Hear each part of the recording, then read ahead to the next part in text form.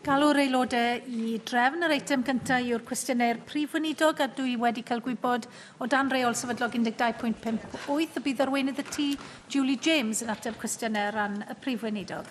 Y cwestiwn cyntaf, Mark Isherwood. Will you, not the First Minister, make a statement on the provision of GP locum services in Wales? Yes, independent GP contractors and health boards will employ GP locums where there is a service need. GP practices must ensure they are appropriately qualified and registered. Thank you very much indeed. Well, in 2014, the chair of the North Wales Local Medical Committee wrote to members calling for urgent action to tackle a growing crisis unfolding in general practice. In 2016, the vice chair of the North Wales Local Medical Committee wrote to members saying, "I'm very aware of how precarious general practice is in North Wales. There's some areas such as Wrexham at risk of losing more surgeries in the very near future." And of course, Gresford is now under threat. Last week, new Welsh Government figures showed the number of registered GPs working in Wales at its lowest level since 2013, with 83 fewer in 2016 than 2017, but just over half of the GP practitioners leaving the workforce rejoining as locums. How, therefore, do you, as a government, respond to the reasons given to me by some locum GPs in North Wales 2.5 weeks ago for not working in Wales, being more affordable medical defence cover for locums doing sessions in England than Wales, on top of the separate performance list issue, extra bureaucracy when dealing with pension contributions, the curtailment of training links with North West medical schools, the stress and danger quote of working in the Welsh system, and different and inferior IT systems, quote, etc., etc. Nice, easy. Want to start? It's true that using the same data source as previous years does give a fall of 83. However, the statisticians have found quality issues of the data, which may mean it's considerably lower. And a more complete measure of GP capacity in Wales is to include all GP practitioners, locums, retainers and registrars. And using that method shows there's a 0.3% drop of about 8 than in 2016. However, I'm very pleased to say that contrary to the gloomy impression, which I don't think is at all helpful given by Mark Isherwood, that following the conclusion of all 3 rounds of our train, work, live recruitment into GP training posts, the Wales Deanery confirms the appointment of 144 places, which surpasses the 136 training places available at the beginning of the recruitment round, which compares to 121 places filled following 3 rounds in 2016, an increase of 19%, which I think everybody can be very, very pleased of, and completely contradicts some of the gloom and despondency we hear from the opposite benches. Mick Anthony. Cabinet Secretary, isn't one of the issues with locums the fact that not only can they earn £800 plus a day without the responsibilities of running a practice, but that the tax system under which they operate means that they can effectively, by setting up as corporation, just pay 20% tax and the rest of dividends. And what effectively the locum system is actually doing is undermining GP practices. Is it the case that the government is making representations or having discussions with the UK government about changing the tax system so that it cannot actually work in this particular way, and we actually give support to those who take on the day-to-day ongoing running of the GP practices, the long-term medical provision that we require from our GPs, rather than what is, understandably, people who can see far better terms and conditions and earnings by coming in as locums? Yes, it's true that the introduction of IR 35 in the medical profession has probably led locum GPs to consider their taxation affairs. And the taxation policy has not devolved to the Welsh Government, but it does affect, obviously, our GP workforce in the same way as it does across the rest of the UK. It's not absolutely clear how it's affecting individual career decisions by GPs, but there are many other factors currently in play, like professional indemnity and last person in a practice liability and that sort of thing.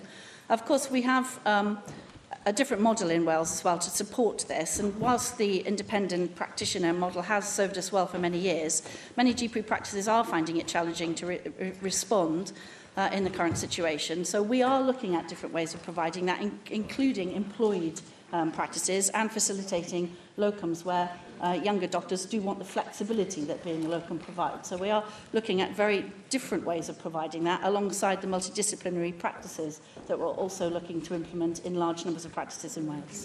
Rhina Piarwer.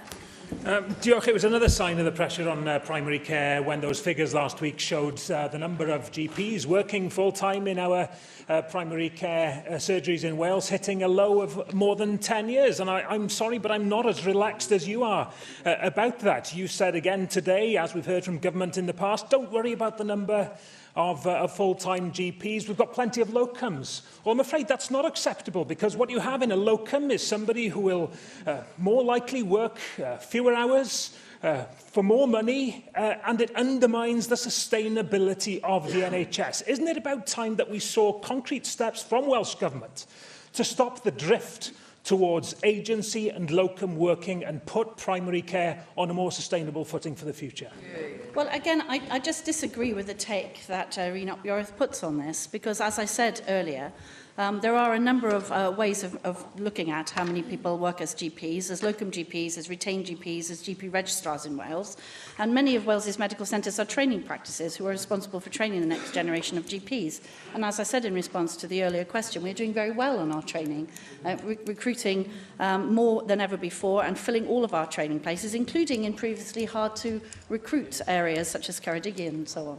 So I don't think it's at all helpful to put the sort of negative spin that you're putting on it. And actually, what we really want to do is broadcast the fact that so many people are very happy, as a result of our Train, Work, Live campaign, to come and fill our training places and then go on to work in Wales.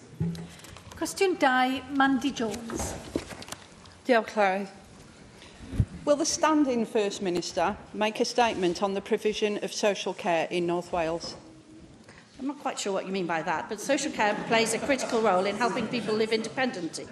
Working in partnership with health, the independent and third sectors manage demand and improve outcomes for people both in North Wales and nationally. This is why Prosperity for All places social care as a sector of national importance. Thank you for that answer. Hampshire County Council is aiming to leverage voice-activated home speaker Amazon Echo skills to assist with adult social care. The technology can help people not only suffering with physical illness, but also help those who are suffering from loneliness and depression. According to the Council, over 9,000 people are currently benefiting from assistive technology such as Amazon Echo, with 100 new referrals being made each week. Will the Welsh Government look at introducing their own trial to help tackle the social care demand in North Wales? Yes, we already have several trials in place. It's a matter of great interest to us how we can use medical technologies of all sorts to assist with both social care and actually with medical care. And we have active pilots in place looking at exactly how we can exploit those technologies. Janet Finch-Saunders.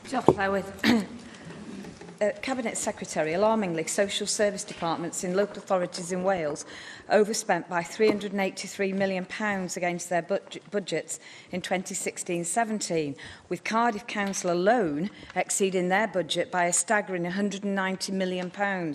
Now, many are predicted to massively overspend again over the next 12 months. Costs in social services are predicted to increase by another £344 million in the next 3 years, and there is evidence now that by 2035 the number of people aged over 65 living in Wales will increase by 35%, and those aged over 85 113%. This is a ticking time bomb. Now, Cabinet Secretary, what frameworks do you believe the First Minister and indeed your Welsh Government are putting in place now to ensure that our social care providers and their budgets are effectively resourced and that they are indeed future-proof for the next 20 years? I always find it very difficult when the Conservative Party go on about spending in view of you have the money, you have the budget that have been pursued by the UK government for some time. It's very handy to be able to have a divided brain on this subject, but I am happy to be able to tell the member that here in Wales, public spending on personal social services for families and children has gone up by 22% between 2010-11 and 2016 and 17, which is a considerable difference to the spending rise in England, which is only 5%. Llŷr Griffith.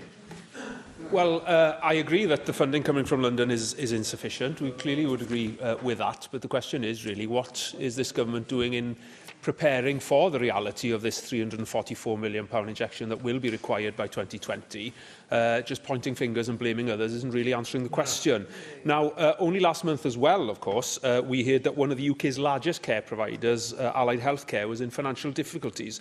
So, as well as telling us what more the government will do to try and address the significant shortfall in funding, can you tell us how you will ensure that the most vulnerable in our society won't actually suffer as a consequence of Allied Healthcare's ongoing problems? Yes, in terms of Allied Healthcare, we are aware of the contractors' requests to go into some kind of administration, and we are working very hard to ensure that we have a good plan in place. I know that the Minister has been working very hard to ensure that we have continuity of care practices in place for anybody who could be affected by that, although I hasten to say, not to set any hairs running, that we are not in a position at the moment of any care ceasing in any of the places where allied care is provided. In terms of the overall issue, obviously an ageing population is a problem right across Western Europe, but here we have made absolutely certain that we work alongside health to pool resources with social services, and of course we've stopped many of the cuts to social services that have occurred in the UK. But it is extraordinary to be able to split the austerity agenda and the results of austerity, which are insufficient money for public services, from the effects of that, which I know that you're not doing. Cwestiynau nawr gan arweinwyr y pleidiau. Arweinydd Plaid Cymru, Leanne Wood. Diolch, Llywydd. Would the Minister prefer the support of the Scottish Labour Party or the Tories and UKIP in Wales? If the leader of Plaid Cymru is referring to the European Union bill, then we would prefer to have done the very best for Wales, which we have done.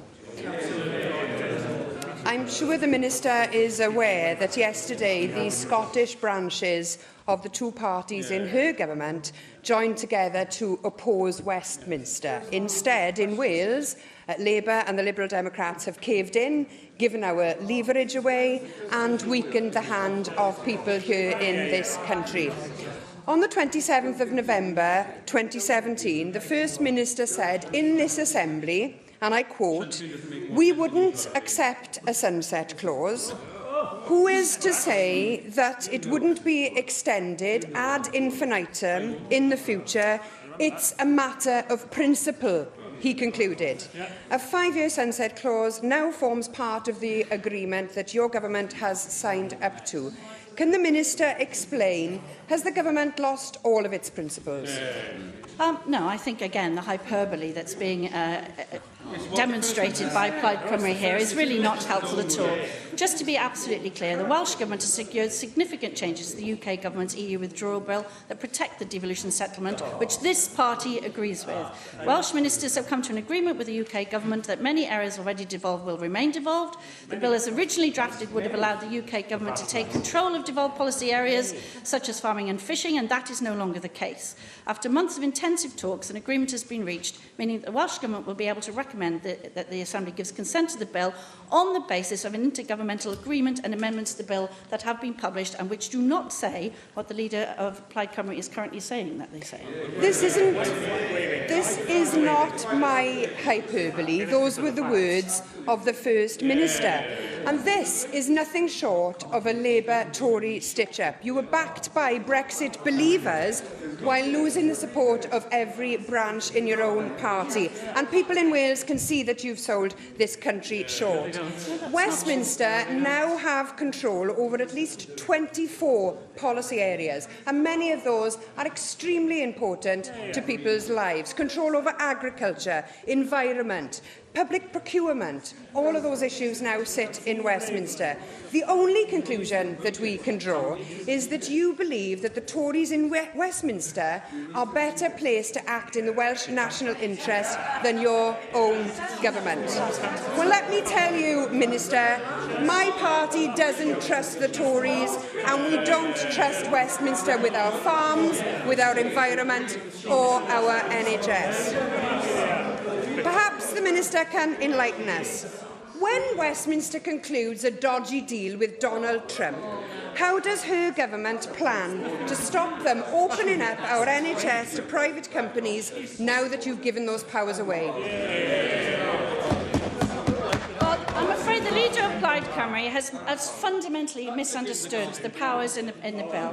The UK Government cannot act in place of the Welsh Government, and as my colleague, the Cabinet Secretary of Finance, when he took us through in great detail the bill only very recently on the floor of the Senedd, explained the way that the freezing of the powers would work, the way that we have got concessions so that English ministers cannot act where they would otherwise have been able to act, and of course the sunset clause in its current form, whereas the comments she talks of were of course from the original bill. So I would recommend to the Leader of Plaid Cymru a very careful reading of the bill, which he clearly has not undertaken. Wrth Blaid, Andrew R.T. Davies. Thank you, Presiding Officer. Leader of the House, could you give me an assessment on what the life chances are of young people here in Wales? I think that the chances of young people here in Wales are very good indeed, but we could do more. And again, as I emphasised, without the austerity policies of the UK Government, we could do a great deal better.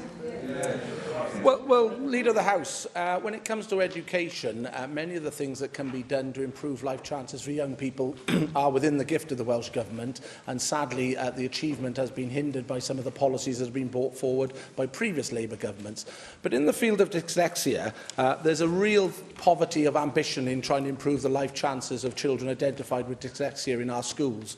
The gap with children achieving A or A star to C in selected GCSE grades has widened since 2015. 33% of pupils used to be against getting those results at GCSE. Sorry. Now, 36% of pupils are not hitting that target in English. When it comes to science, we used to be in positive territory for students who are identified with dyslexia. Now, there's a 10% deficit in children achieving 5 good grades at GCSE.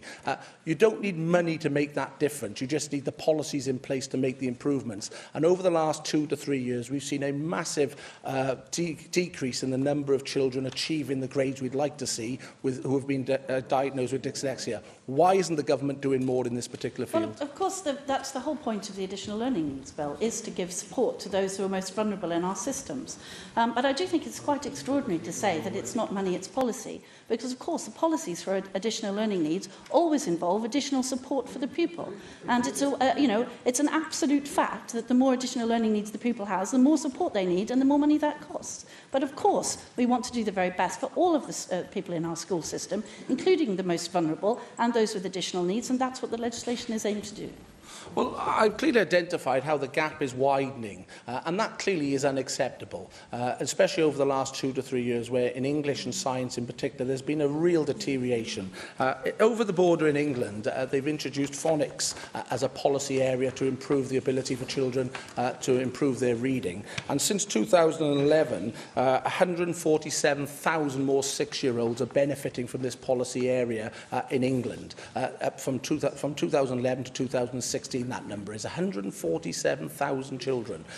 Will the Welsh Government be developing more strategies to assist children identified with dyslexia and making sure that these numbers that I've quoted you today are arrested and actually put into decline, so children identified with dyslexia have a better life chance here in Wales? Yes, I mean, we do teach phonics in Welsh schools. I've personally visited schools and watched the phonics tuition, so I'm absolutely well aware that we teach phonics already. I'm sure that more can be done to teach more children phonics. But I do think the statistics he's quoting are a little misleading, because, of course, most dyslexic children have additional time or take different exams. So I'm afraid I don't have the detail of that at my fingertips. Perhaps if the Leader of the Opposition would like to let us see the statistics he's quoting, we'll be able to respond to them fully. Arweinydd Grŵp UKIP, Neil Hamilton. Diolch, Lled.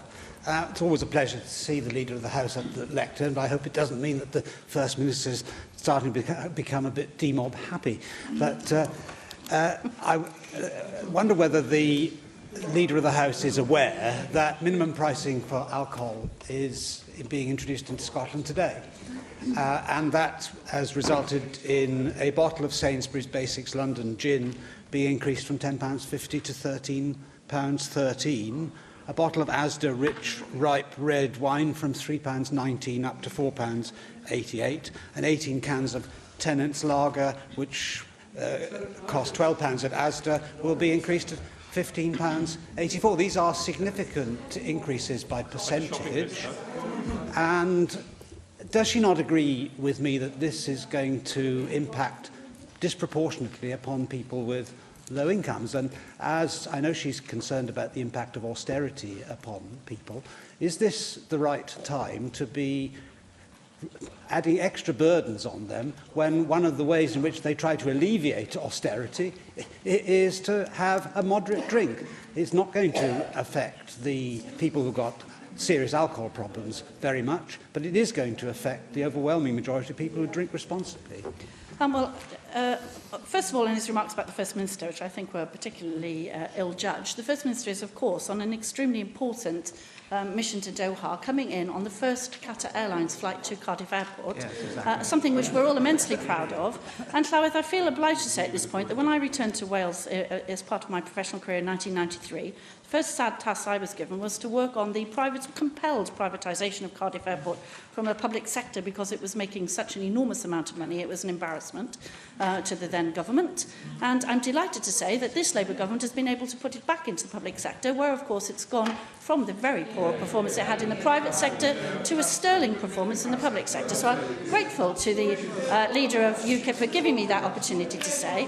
In terms of minimum pricing for alcohol, I know that he doesn't agree with the policy, but large numbers of people die as a result of alcoholic poisoning, and that's something that this party takes very seriously indeed. Well, I think what the Leader of the House is admitting is that it's a sledgehammer to miss a nut, because the vast majority of people are going to be affected in their pockets, but it's not going to make any difference to their health.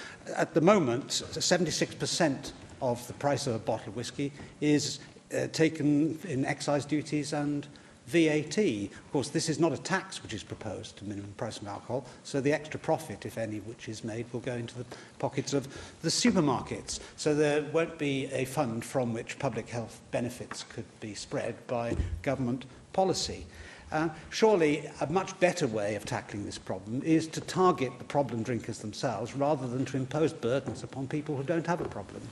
Well, of course, the minimum alcohol pricing policy isn't the only policy that we have in place to assist people who suffer from alcohol abuse and substance misuse problems. The leader of UKIP is quite right to say that it can be an issue with austerity, that people attempt self-medication and so on, but we're very wedded to making sure that those people have the correct support that they need to be able to stop the abuse that they suffer. And we know from the research that minimum alcohol pricing is one of the pieces of armoury in that kit. But of course, alcoholism or alcohol dependency isn't the only public health problem that exists in Wales. There's a significant problem with obesity, there's a significant problem with cardiovascular disease, and the Public Health Wales Observatory has recently published figures which show that the risk factors for heart disease are physical activity 71%, unhealthy eating 67%, alcohol, perhaps surprisingly, only 43%, and being a current smoker, even more surprising, only 23%. So where is this policy of minimum pricing of alcohol going? If the state has arrogated to itself the power to try to alter people's behaviour in their private lives by using the tax system or a variant upon it, why shouldn't we introduce a tax on food, a tax on salt, or any other of the known factors which might be a cause of deterioration in individuals' health? Well, of course, this party has a very different idea of the state's role in people's lives than UKIP does. I'm not entirely certain that it's consistent in UKIP. But, of course, we have a number of things at our disposal which the government does indeed do. So we have done very large numbers of things in public health. So, for example, adult smoking prevalence rates fell to 19%, ahead of our 20% target in 2016. Smoking amongst young people is at its lowest level, with 7% of boys and 9% of girls aged 15 to 16 smoking regularly, compared to 9 and 14 in 2009-10. 425,000 men and women are routinely screened in Wales for breast, cervical and bowel cancer. These are state interventions in people's lives, but they are very welcome and they contribute hugely to public health agendas here in Wales, of which we're very proud. Question 3, Lynn Neagle. What steps is the Welsh Government taking to improve trunk roads in South Wales East? Our National Transport Finance Plan sets out our commitments to trunk road improvements across Wales, including the South East. Thank you. The recent changes to the A4042 Rechem roundabout in Pontypool have caused massive disruption for local residents and commuters, and I've received a very large volume of correspondence from constituents regarding not just the huge delays but also fears over the safety of the road. I'm very grateful to Welsh Government officials for agreeing to meet me later this afternoon to discuss proposed changes which could rectify this being put forward by the developer of the nearby housing estate. What assurances can you offer my constituents that Welsh Government officials and the South Wales Trunk Road Agency, working closely with the developers and Torfaen Council, will be looking at this as a matter of priority and that a new system will be put in place as soon as possible? Yes, I understand, as you just said, Nigel, that transport officials are meeting with you after this session to discuss the issue in more detail. But we have received a number of concerns about the new road layout and are working with the local authority and the developer responsible for carrying out the work in its design to address the situation as a matter of urgency. I understand that it's likely that the road markings recently installed will have to be changed to improve traffic flows, and this will take a little while to implement because of the safety checks that need to be completed. So in the meantime, the temporary 40-mile-an-hour speed limit will remain in place, and new lanes provided will remain closed to traffic in order to maintain safety. The work is being carried out to increase the capacity of the roundabout, as I know she knows, to accommodate the new developments in the area. The officials are more than happy to work with you to resolve the issues. Mohammed Ashkar. Thank you, Madam Presiding Officer. The project to do the A465 head of the Valley Road is currently the largest road building scheme in Wales. In October last year, the Cabinet Secretary for Economy and Transport announced a comprehensive program and cost review of the project due to delay in completion targets with significant cost implications. Will the Acting First Minister advise the timescale for this review, and will she commit her government to making a statement in the Assembly on this important issue as soon as the review is completed? Yes, the Cabinet Secretary is indicating to me that he's more than happy to update members by way of his statement. Lewis. The Leader of the House will be aware of the public health scandal that is the A472 between Crumlin and Harvard Ynys. It isn't a Welsh Government trunk road, but I wondered if the Welsh Government has considered reclassifying it as a Welsh Government trunk road. It is a major route, after all, for the region and the area. But more importantly, with the resources of the Welsh Government, perhaps that trunk road's public health issues could be better resolved. I'm afraid I don't have any details of the road that the member is talking about, so I'll be more than happy to make sure that he's written to with the details. Bowden. I think we all welcome the potential economic benefits that Trago Mills is clearly going to be bringing to Merthyr Tydfil and the surrounding areas, but its location immediately off the Cyfarthfa roundabout on the A470 is a source of ongoing concern. The management of the opening of Trago Mills last weekend actually went very well and I think was generally very good, but the traffic remains extremely heavy in that area, given that we also have the Cyfarthfa retail park immediately opposite, and this coming bank holiday weekend I'm sure is going to be a bit of a nightmare up there. I think the problem is largely due to the fact that Trago Mills development was given planning permission some 20 years ago when traffic was much later and the other retail developments weren't there. So can you please assure me two things? One, that there is going to be a long-term permanent solution to relieve the pressures for local residents at Cyfarthfa. And can you also confirm that consideration is being given to the review of time limits on planning permissions for such developments which take no account of changing circumstances in an area over such a long period of time? Yes, thank you for raising that. We're fully aware of the importance of the A470 strategic corridor. The section around Trago Mills is currently being investigated and appraised to the requirements of the Welsh Transport Appraisal Guidance, known as WELTAG.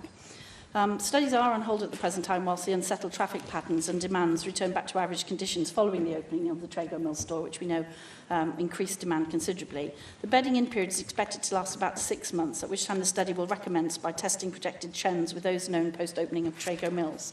The sensitivity testing will better inform the appropriateness of the longer-term solutions that are proposed. Once the Stage 2 studies along the corridor have been completed, appraised transport interventions to address congestion will be addressed. That's expected to be completed by early 2019. And in the meantime, there are medium-term measures to be progressed. The issue about the time limits of planning consent relating to major developments is a matter for local planning authorities to consider. I know the Cabinet Secretary has a consultation out at the moment. I'm sure that the local authority and yourself will be responding to that. In this case, as you know, the decision for planning consent was made in 1994 by the Mid-Morgan Planning Authority and included highway improvements appropriate to the scale of developments at that time. But as the member has highlighted, that situation has changed very much. So the studies will inform improvements in the road once the traffic has settled again. Cwestiwn 4, Mike Hedges. Diolch. What assessment has the Welsh Government made of the relationship between housing and health? Integrating housing and health is a platform to effective prevention and early intervention for people with social and healthcare needs. This is why both housing and social care are priorities in prosperity for all. Can I thank you for that response? As you know, the 1945 to 51 Labour government had housing and health in the same ministry, led by Nye Bevan, somebody who we both hold in very high regard. Poor housing has a serious effect on health. People, especially the old and young, become more susceptible to illness when living in cold and damp conditions. Poor conditions mean that people can't be discharged from hospital when medically they're able to be, but if you discharge them, you're going to have them back in again because the condition they're living in is such they're going to make them ill. What is being done to improve poor quality housing and thus reduce hospital admissions?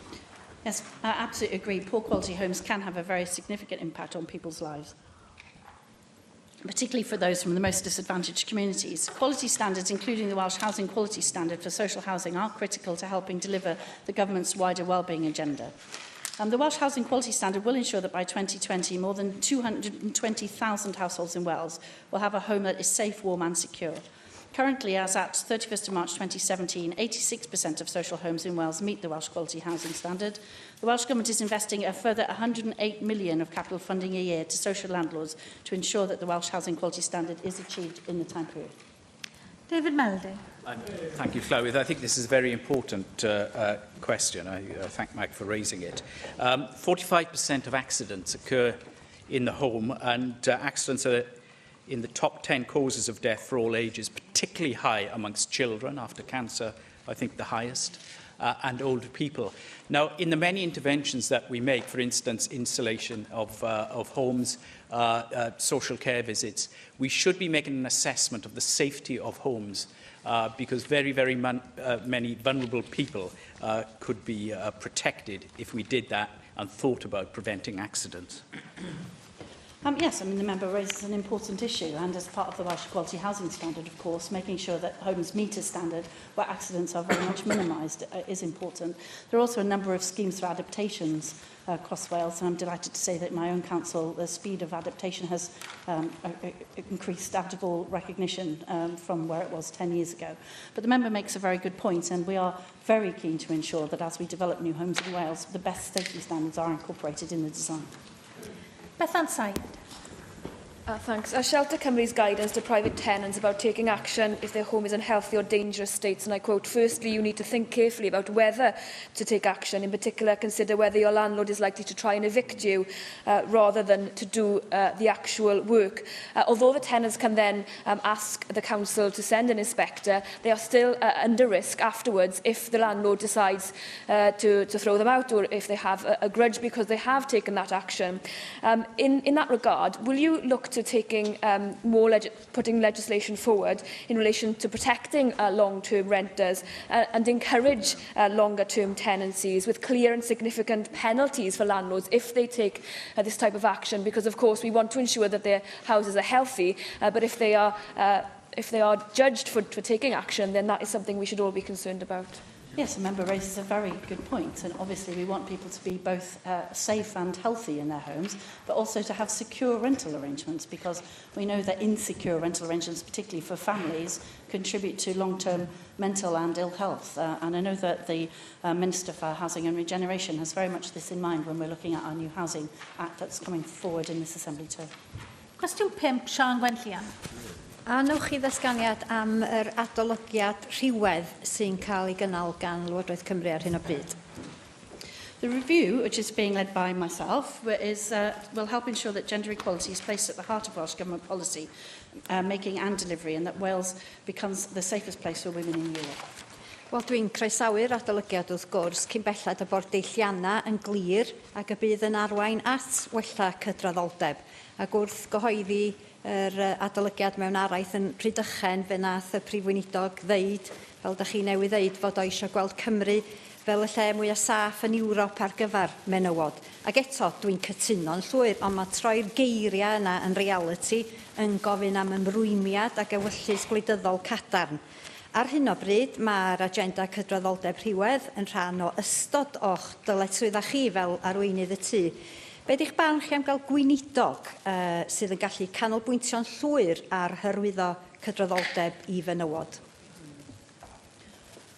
Well, it's an interesting thought. I think it has pros and cons, which are very well rehearsed and which Llywyd probably won't permit me to take an hour's speech on the pros and cons.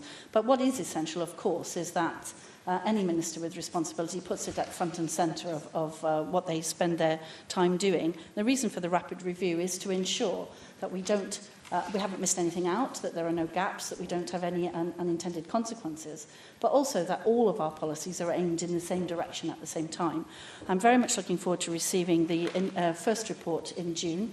We have a number of stakeholder events, and I have a number of meetings with various influential women and survivors and bystanders and people who use our services and so on across Wales to gather as many opinions as possible while we look at focusing all our efforts on achieving equality somewhat faster than I think we were if we'd just gone along as we were in the first place.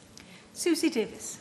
Diolch, Llywyd. Leader of the House, you told me in questions last week that the gender review will include the pay gap across all public sector organisations.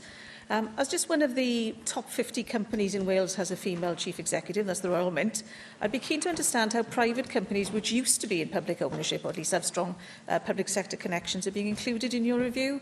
How do you envisage the review helping to persuade large private companies of the type we're currently under the purview of Welsh language standards, for example, to reduce their gender pay gap? Yes, one of the things that we're looking at in terms of the Economic Action Plan and the Fair Work Agenda and our procurement policies is to see what leverage we have to ensure that those goals are goals that are striven for in the private sector as well as in the public sector.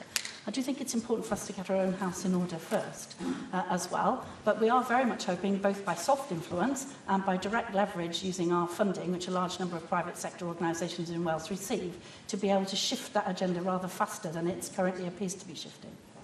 Jane Hutt.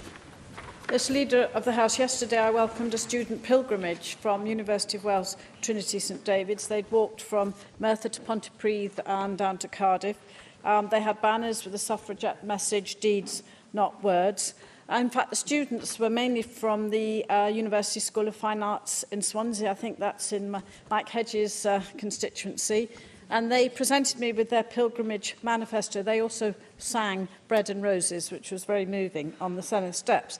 But what they want is equality of opportunity, free childcare, job security for women on maternity leave, to continue the fight for equal pay, commitment to diversity of representation in public organisations, commitment to supporting cohesion in communities through creative initiatives. So, Leader of the House, I'm sure you will agree that this manifesto accords with the objectives of the gender review, and will you ensure that the voices of these students are heard and welcomed? Very much so. Actually, it's in my constituency, and I was very sad not to be able to. I did actually make my best effort to get there, but it wasn't sufficient, and sadly I missed them, so I was very disappointed. I'm very pleased that you were able to see them there. They're an inspirational group of young women, and I absolutely concur with their agenda. Would that we could do it faster. Cwestiwn 6, Neil Hamilton. Will the Leader of the House make a statement on the provision of healthcare services in Mid and West Wales? Yes, we continue to invest in healthcare services in Mid and West Wales, including £3 million recently for Withybush Hospital and £25 million for Gangwili Hospital. We're also investing £6.6 million in Llandrindod Wells War Memorial Hospital. We continue to work with health boards in the region to provide healthcare services that deliver the best possible outcomes for all patients. I'm grateful to the Leader of the House for that reply. She may know that I've raised the provision of health service facilities in the Welsh uplands based on Blaenau Festiniog in the Assembly on many occasions. The cottage hospital there was closed some years ago and has recently been replaced by a new office building, plenty of desks but no beds. There is a continuing problem with GP recruitment, of course, and retention, and in other ways as well. There is significant dissatisfaction amongst local people in Blaenau Ffestiniog and surrounding area, and they recently submitted a petition to the Assembly to call for an independent inquiry into the provision of health services in the Welsh Uplands. Tonight, there is a meeting of people from Blaenau Ffestiniog and Dolwyddelam to consider the possibility of taking legal action to compel an independent inquiry. I wonder whether the Welsh Government would see it as advantageous to facilitate an independent inquiry, because it couldn't possibly prejudice the provision of health service facilities in the area, but it could do a great deal to alleviate public concern. Oh, well, no. I mean, I think the member undermined his own argument by referring to a health centre as an office building. It doesn't really assist the free flow of information. I think that it's very important to get the facts out when we're discussing health, which is always an emotive subject. I don't think the Leader of the House requires any support from her ministerial colleagues. Leader of the House. Well, there are many members. There are at least 5 members for Blaenau Ffestiniog in this chamber, something that has been central to the respect we have as Assembly members in this chamber from the start. Leader of the House. And as I was saying, there are a range of fervently held opinions on the subject, and there are a large variety of them expressed, as we've just seen, Llywyd, in the chamber itself. But I think that the Cabinet Secretary has this well under control and has already answered several questions on the subject, as the member himself said. Angela Burns. Leader of the House, I have raised my concerns over the future of West Wales health services on numerous occasions in this chamber. For my pains, I've been accused by members of the government and backbenchers of scaremongering, talking down the health services and harming staff recruitment. All by myself, I've harmed staff recruitment. Now, the current Cabinet Secretary approached the Welsh Conservatives to take part in a parliamentary review, which we did with great pleasure.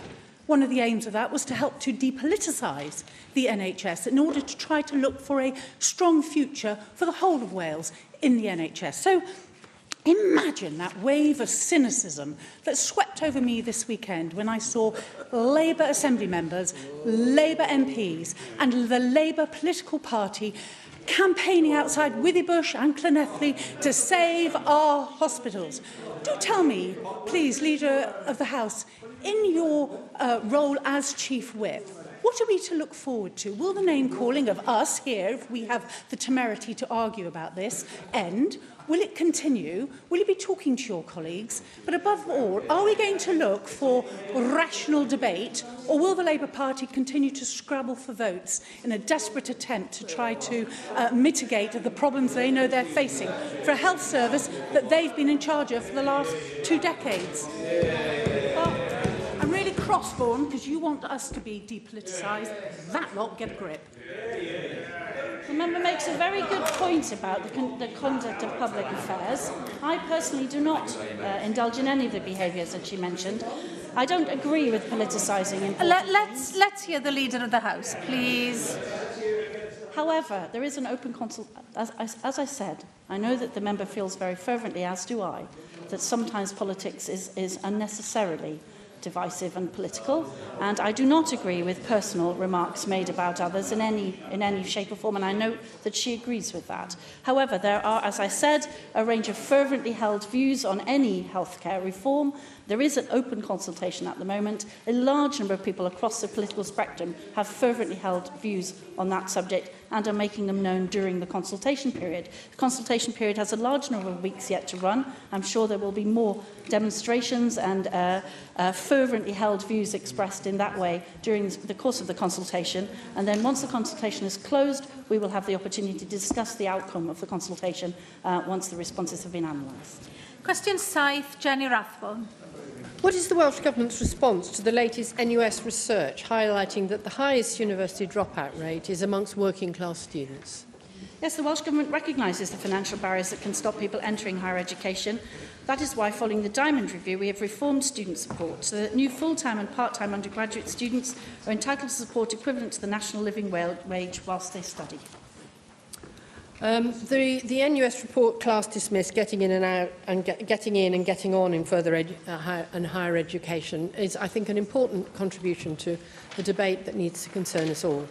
Because in light of these dropout figures and the skills challenge that are posed by the fourth industrial revolution, we need to be raising the skills base of all our young people to respond to the uncertainties of the job market ahead. I'm somewhat concerned that we still have quite a big difference in the numbers of young people achieving degrees in Wales compared with, for example, the southeast of England.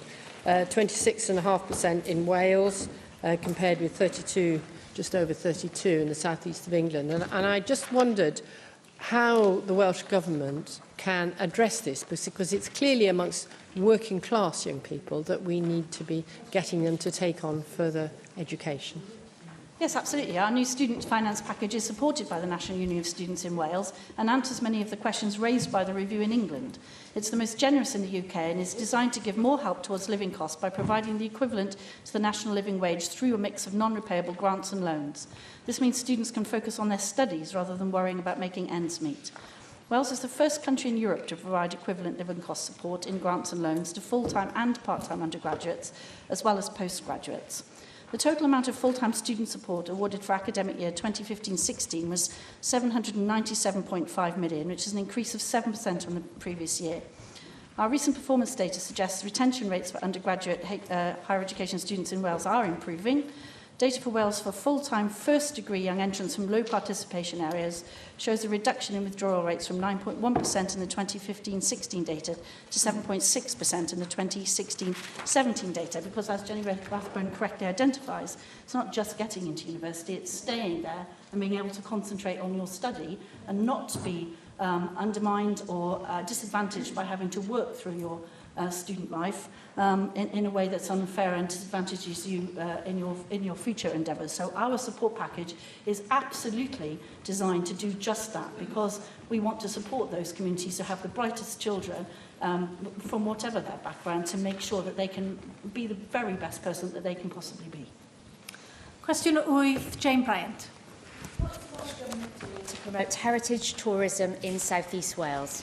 We continue to support heritage tourism initiatives in South East Wales. For example, the Welsh Government-led Heritage Tourism Project provided £1.58 million for visitor improvements, including access, interpretation and other facilities at Caerphilly Castle and Blaenavon Ironworks. We continue to invest and promote heritage sites to attract additional visitors to Wales. Thank you, Leader of the House. Newport has a rich cultural history dating back 2,000 years, and included in that is Caerleon, which is one of only 3 permanent fortresses in Roman Britain, dating back from the 1st century AD. It's home to the most complete amphitheatre in the UK, impressive fortress baths, and the only remains of a Roman legionary barracks on view anywhere in Europe.